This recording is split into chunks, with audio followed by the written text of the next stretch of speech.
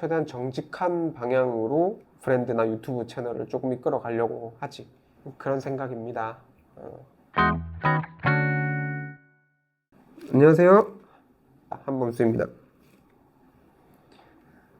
딱히 한국 남성복 패션을 그렇게 참고를 하진 않고, 굳이 레퍼런스를 찾으면 해외 브랜드의 빈티지 아카이브를 참고를 하거나 밀리터리 빈티지 아카이브를 좀 참고를 하거나 그런 쪽에서 좀 참고를 많이 하는 편인데, 사실 좀 안 좋게 얘기하자고 하면 당연히 나랑 비슷한 생각을 가지고 옷에 대한 진심인 분들이 존재를 하거든. 그런 브랜드들은 정말 좀 소수야. 한국 브랜드가 100개라고 치면 한 5개 정도나 될까? 근데 한국에 지금 남성복 브랜드만 해도 내가 알기로는 1000개는 넘을걸? 소소하게 하는 분들까지 다 합치면 일단 무신사에 들어와 있는 브랜드만 해도 4000개가 넘잖아. 그래서 국내 브랜드는 난 거의를 참고를 안 해. 왜냐면 카피 문제도 당연히 있을 거고, 내가 만약에 이제 국내 브랜드나 요즘에 성행하는 해외 브랜드를 갖다가 이제 봤다고 했을 때 그게 또 내 뇌리에 남아서 내 디자인으로 또 나올 수도 있는 거고, 그렇게 되면 나중에 내가 했다고 생각을 하지만 그게 아닐 수도 있잖아. 사람 생각은 결국에 비슷비슷하기 때문에 유행이 오면 인스타에서 참고를 하던 다른 커뮤니티에서 참고를 하던 그게 또 뇌리에 남아있고, 그걸 갖다가 내 거라는 생각으로 이제 또 표현을 하게 되는데, 그런 걸 갖다가 이제 조금은 피해가고 싶은 마음도 있고 선호하지도 않고,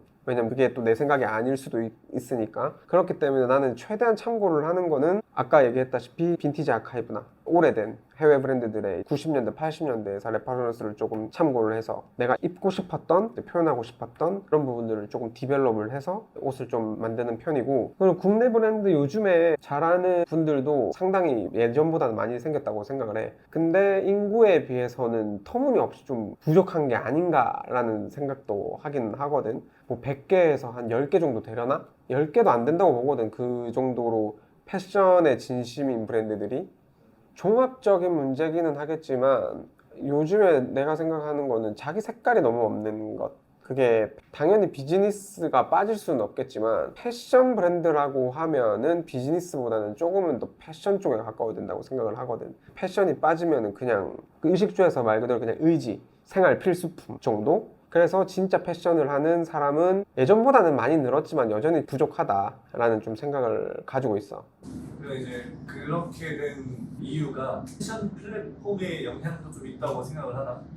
없지 않겠지. 왜냐면 결국에는 그런 패션 플랫폼들이 그런 브랜드를 소개를 해주고 다양성을 키워줘야 되거든. 근데 그들도 비즈니스다 보니 비즈니스적인 측면에서만 마케팅을 하고 광고를 하고 자기네들 회사의 덩치를 부풀리기에 여념이 없으니 급급하니 아무래도 각자의 개성과 취향을 가지고 있는 스몰 브랜드들이 살아남기가 좀 힘든 그런 구조인 것 같고, 스몰 브랜드들이 조금 나는 다양해져야 된다고 좀 생각을 하거든. 그래야 조금 더 재미있는 옷, 실생활에 정말 필수품이 아니더라도 좀 더 즐겁게 입을 수 있는 옷, 그런 옷들이 좀 많이 나온다고 생각이 드는데, 너무 이제 비즈니스 쪽으로만 가려고 하다 보면 패션에 재미가 없잖아. 옷을 입는 재미가 없잖아. 그러면 팔리는 옷만 나오게 되고, 그러면 다양성이 계속 떨어지겠지. 근데 이제 생산을 하는 입장에서 나조차도 카테고리를 짤 때 심사 1위에서 100위를 좀 참고를 하긴 한단 말이야. 아, 그래? 뭐 이런 거에 대해서는 어쩔 수 없다고 생각하는 건지 아니면 좀 안 해야 된다고 생각을 하는지.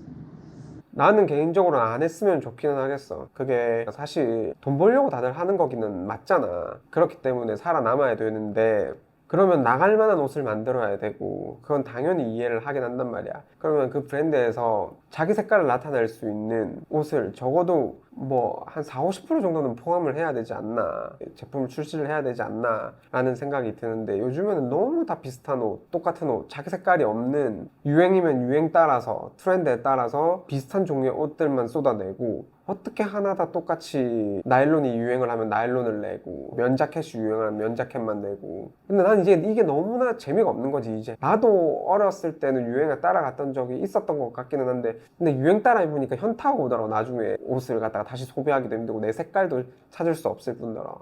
근데 우리나라에는 대부분의 브랜드들이 트렌드에 따라서 옷을 만들기 때문에 또 말도 좋아요. 트렌드에 따라서 다 똑같은 옷을 내는 건데 컨템포러리라는 단어 하나를 붙여서 뭔가 되게 보기 좋게 포장을 또 잘 해놨단 말이지. 뭐 블록코어부터 시작해서 놈코어, 뭐 꾸안꾸, 뭐 이런 마케팅적인 용어들이 많잖아. 알고 보면 다 원래 기존에 있던 옷들인데도 불구하고 다르게 표현되는 것들, 뭐 그런 것들이 또 많다고 생각을 해. 우리도 유튜브를 하고 있지만 패션 유튜버들에 대한 개인적인 생각이 또 있는지. 나는 안 좋게 생각하는 것도 상당히 많아. 나도 옷을 정말 좋아하고 진심으로 옷을 좋아하는 편이고 옷도 구매도 많이 한다고 생각을 하는 편이기는 한데 그런 사람으로서 패션 유튜버들조차 너무 비즈니스적인, 근데 모든 게 사실 자본주의 세상에서 돌아가는 게 비즈니스, 돈이기는 하잖아. 근데 거기에 난 취향이 안 담기는 게 너무 안타까운 거지. 비즈니스적인 것 때문에 돈만 벌면 다 된다는 자본주의 맞는 시대에서 개인들의 취향이 안 드러나고 너무 광고로만 도배가 된다든지, 상품 리뷰를 하거나 아니면 광고 받아서 설명을 하는 것도 그래. 내가 직접 써보지 않은 상품을 얘기를 한다는 것 자체가 나는 그 부분이 너무 보기가 좋지가 않아. 적어도 만약에 광고를 받으려고 하면 그 옷을 받은 다음에 2, 3개월은 착용을 해보고 실착을 해보고 어느 점이 불편을 한지. 근데 대부분의 브랜드들이 그렇게 할 수도 없는 노릇 시즌이 지나가 버린다든지 그럴 수도 있으니까. 국내 브랜드들은 유행에 민감하다 보니까 1월에 시작이면 생산이 12월에 끝난단 말이지. 샘플링 자체도 뭐 11월, 12월에 끝나서 그 후딱 만들어가지고 후딱 사진 찍고 바로 판매가 시작된단 말이지. 그러다 보니 패션 유튜버들도 그 옷을 미리 받아서 실착해보고 그럴 시간이 없다는 건 알겠는데 그 사람들도 뭘 제대로 알겠어. 사실 이게 단기간에 쌓일 수 있는 정보들이 아니거든. 습득이 될 수 있는 정보들이 아니거든. 어떻게 한 사람이 100가지, 1000가지 브랜드를 모두 습득을 하겠어. 근데 그걸 소개한다는 것 자체가 나는 말이 안 되는 거라고 생각을 하거든. 한 사람이 365일 모든 브랜드들을 다르게 입는다고 가정을 하더라도 365개, 뭐 상하이를 따로 나눈다고 하면 700개의 브랜드인데, 근데 그걸 갖다가 구매할 수 있는 재력이 있는 사람이 몇 명이나 될 뿐더러 그게 정말 진정성이 있는 광고인가. 그리고 패션 유튜버들 대부분이 요즘에는 많이 생겼지만 옷을 만들어 보는 경력이 얼마나 되냐 싶은 것도 있는 거지. 그 옷을 봤을 때 메이킹이 얼마나 잘 돼 있는지를 판가름할 수 있는 기준이 있냐. 옷도 만들어 보다 보면 만들수록 어렵거든. 나도 10년 넘게 만들었지만 10년이 넘어갔을 때 내가 엄청나게 부족하다는 걸 깨달았는데, 그런 점들이 나는 조금 이제 아쉬운 부분들이 상당히 많지.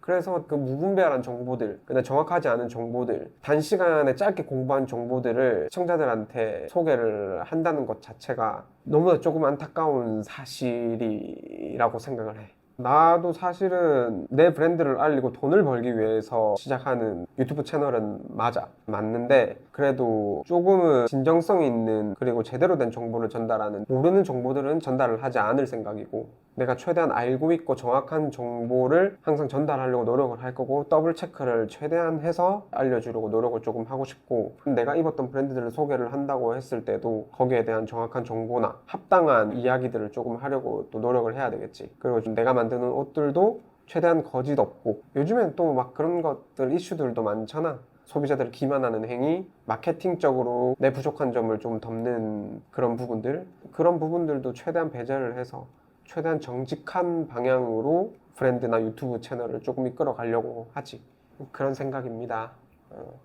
네, 그럼 오늘은 여기까지 하고 다음에 또 다른 얘기를 한번 해보도록 합시다.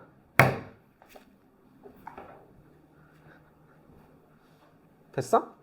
또 안 해도 돼?